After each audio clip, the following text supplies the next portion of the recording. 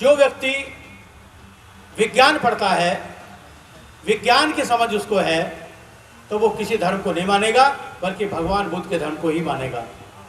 क्योंकि भगवान बुद्ध के धर्म में कहीं प्रश्न सूचक शब्द नहीं है, प्रश्न सूचक नहीं है, कहीं बिंदु नहीं है। अगर वो है और तो केवल सत्य है और सत्य ही विज्ञान है और वो ही बौद्ध धर्म है। धर्म बंधुओं, आज सबको मालूम है कि 25 तारीख को दिल्ली में चुनाव है।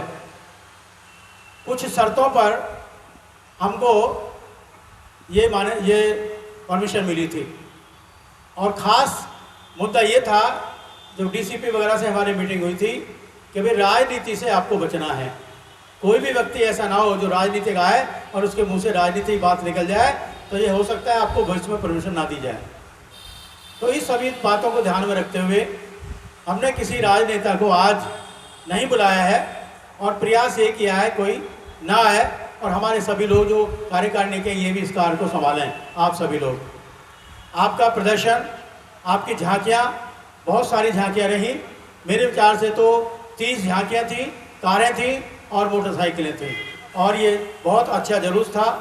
और कई झांकियाँ तो इतनी सुंदर थीं, बहुत ही सुंदर झांकियाँ थीं। सारे लोग हमारे यहाँ आए थे और आने के बाद कुछ खाने की लाइन में लग गए। कोई बात नहीं, थोड़ा टाइम में जल्दी फ्री हो जाएंगे। तो आज के दिन सिर्फ मैं इतना ही कहूँगा कि भगवान तथागत बुद्ध एक वैज्ञानिक विचारधारा है, आडंबर से दूर है, अंधविश्वास से दूर है।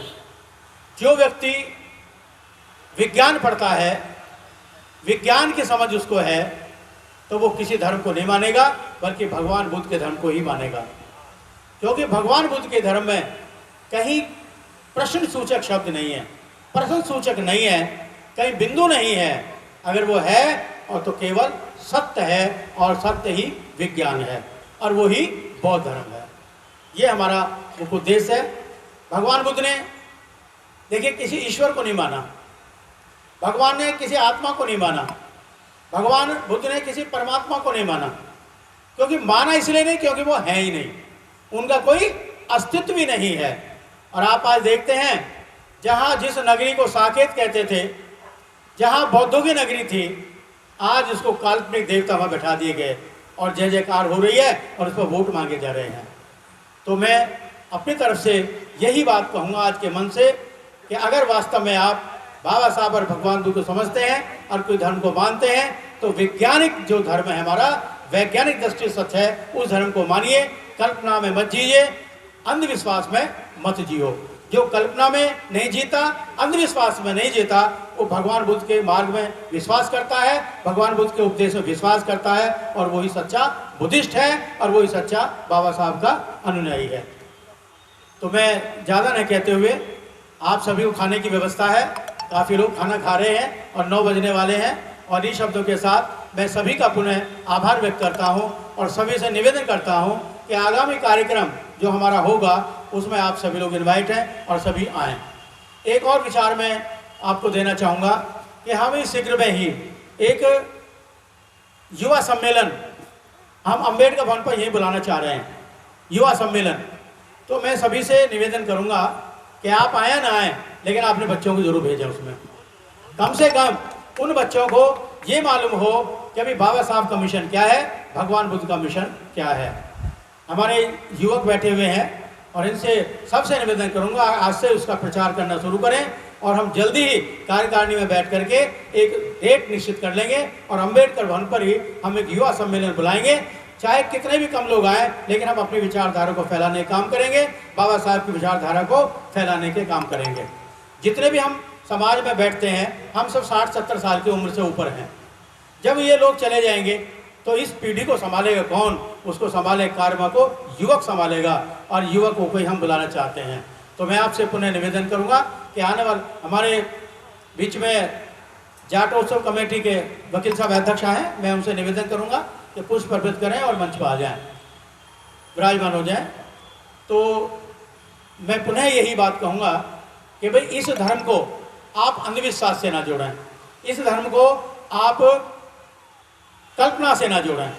और जितने लोग यहाँ आते हैं कई लोग हमारे ऐसे होते हैं कि भाषण देते हैं, स्टेज पे बैठते हैं, लेकिन उस बात को वो अपने घर में नहीं बताते, और जब घर में नहीं बताते तो आपके बच्चों को पता नहीं लगता, ना आपके बच्चे जानते हैं और ना आपकी घरवाली जानती है। अगर बात होती है तो ये कहते हैं कि घरवाली नहीं मानती, बच्चे नहीं मानते। भाई तुम बच्चों से नहीं हो, बच्चे तुमसे हैं। अगर तुम चाहोगे तो तुम्हारे बच्चे ही मानेंगे और तुम्हारी घरवाली ही मानेंगे, लेकिन अब तुम चाहोगे मन से, लेकिन अब तुम ही नहीं चाहोगे तो कोई नहीं मानेगा। यही बाबा साहब का संदेश था, यही बाबा साहब चाहते थे कि भारत बुद्ध में हो, और भारत बुद्ध में जब होगा जब हम सब लोग भगवान बुद्ध के रास्ते पर, बाबा साहब के रास्ते पर चलें। इन्हीं शब्दों के साथ मैं पुनः आप सभी को धन्यवाद देता हूँ, मंगल कामना करता हूँ। इन्हीं शब्दों के साथ सभी को जय भीम, जय भारत, नमो बुद्धाय। आज बहुत ही बुद्धिस्टों के लिए पावन पर्व है, क्योंकि बुद्ध पूर्णिमा 23 मई को मनाई जा रही है, और एक दिन पहले पूर्व संध्या पर हम ये कार्यक्रम करते आए हैं बुद्धिस्ट सोसाइटी ऑफ इंडिया के द्वारा, क्योंकि 23 तारीख को जो बुद्ध पूर्णिमा है उसमें सभी क्षेत्र, सभी बुद्ध विहार अपने अपने यहाँ कार्यक्रम बनाते हैं, तो इसलिए हम पूर्व संध्या पर इसको निकालते हैं। भगवान बुद्ध के संदेश को फैलाने के लिए बुद्धिस्ट सोसाइटी ऑफ इंडिया लगभग 40 साल से ये कार्यक्रम बनाती आ रही है। ये बहुत ही अच्छा कार्यक्रम है। अब एक बात मैं और आपको बताना चाहूँगा कि दुनिया में कोई भी व्यक्ति, कोई भी विद्वान, कोई भी महान व्यक्ति ऐसा नहीं है जो एक ही दिन जिसका महापरिनिर्वाण हुआ हो, जिसको ज्ञान प्राप्त हुआ हो और जिनका जन्म हुआ हो। केवल भगवान तथागत बुद्ध ही ऐसे हैं जिनका जन्म इस पूर्णिमा को हुआ, उनको ज्ञान प्राप्त भी इस पूर्णिमा को हुआ और उनका महापरिनिर्वाण भी इस पूर्णिमा को हुआ। इसलिए इसको हम त्रिरत्न पूर्णिमा के नाम से जानते हैं। ये बहुत ही अच्छा हमारे लिए, बुद्धिस्टों के लिए एक पावन पर्व है, जिसको हम बहुत ही हर्षोल्लास से मनाते हैं। आज इस बुद्ध की जयंती के उपलक्ष्य में शोभा यात्रा जो निकाली है, उसका हमारा एक ही उद्देश्य है कि भारत को हम बौद्ध में बनाएं। जो बाबा साहब का सपना था उसको हम पूरा करें, क्योंकि बुद्धिस्ट सोसाइटी ऑफ इंडिया बाबा साहब की बनाई हुई संस्था है, और वही हम आगे उसको लेकर बढ़ रहे हैं। और हम उम्मीद है हमें पूरी कि बुद्धिस्ट सोसाइटी ऑफ इंडिया के द्वारा भारत एक दिन बौद्ध में होगा, और सभी लोग जो बुद्धिस्ट हैं, हमारे कार्यकर्ता हैं, सभी लोग लगे हुए हैं। देखिए, जो हमारी धम्म यात्रा निकली है ये करीब 40 साल के करीब हो गए। बहुत पुरानी शोभा यात्रा है और ये हर साल निकलती है।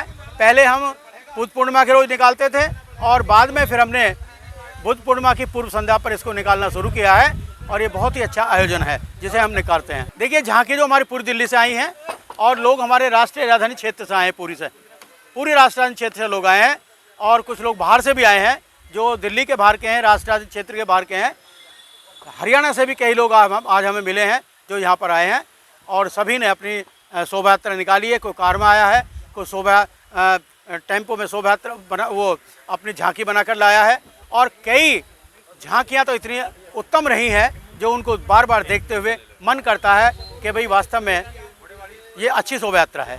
पूरे दिल्ली क्षेत्र से आती है। कहाँ से शुरुआत करते हैं? शुरुआत कर लाल किले शुरुआत है और मेरे कॉलेज समापन होता है, और पूरे सदर बाजार को, चांदनी चौक को, और पूरा ये क्या बोलते हैं उसको, ये रेलवे स्टेशन को निकलती हुई पूरे क्षेत्र में निकल दी जाती है, और समापन मेरे कॉलेज पर होता है। अंदाजन कितने बुद्ध विहार होते हैं इसमें झांकियाँ जो वो लेके आते हैं? करीब 30-40 बौद्ध विहार इसमें जरूर शामिल होते हैं। झांकी जो हर एक बौद्ध विहार, लगभग इतने बौद्ध विहार है दिल्ली के अंदर, उनमें ज़्यादा 30-40 बौद्ध विहार जरूर झांकी में शामिल होते हैं, क्योंकि झांकी भी कम 30 झांकियाँ थी हमारी, और टेम्पो और गाड़ियाँ जो उनसे वो अलग थे।